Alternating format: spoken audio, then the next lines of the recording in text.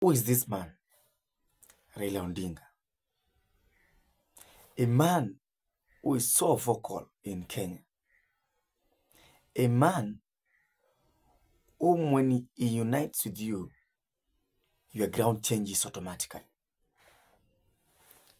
Referring what happened last week when he joined Kenya Kwanza.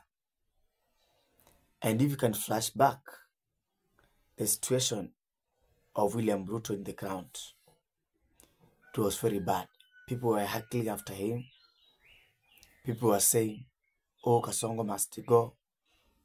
I don't know what, blah, blah, blah, blah. But just look what has now shifted. What has happened in just a matter of 2 days after Raila joined government. If you can flash back today's William Ruto's rally in Eastleigh, I think you have seen really the ground has started changing. The crowd which were there, the leaders who were there, and there were not any single heckling there. That means the power has changed and the ground has changed. And that it's like when Raila comes around, your political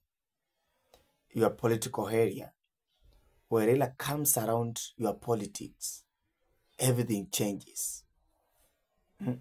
When you see this man uniting with you, the moment you see Raila Odinga uniting with you, the ground automatically changes.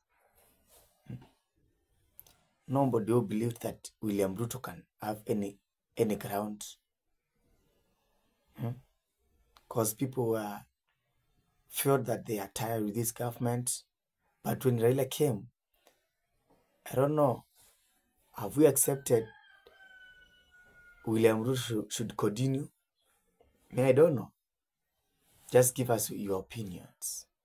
Because if you saw yesterday's William Ruto tour in Eastleigh, and they said this week they are going to launch projects, mega projects around Nairobi.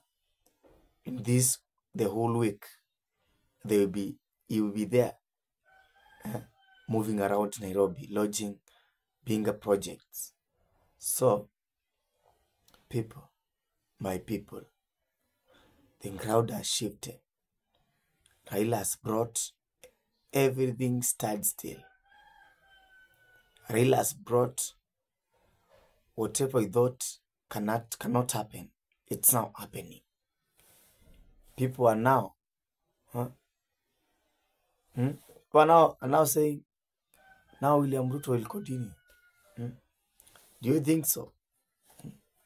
Let's see whether he can start his tour in Mountain. That's now where we can measure his weight now. But you can see the ground of Nairobi and the ground of Nyanza, even the ground in Rift Valley and grounds in Western, my friends. Those 4 grounds Ruto brought has meant his way in. Ruto has already established his name there.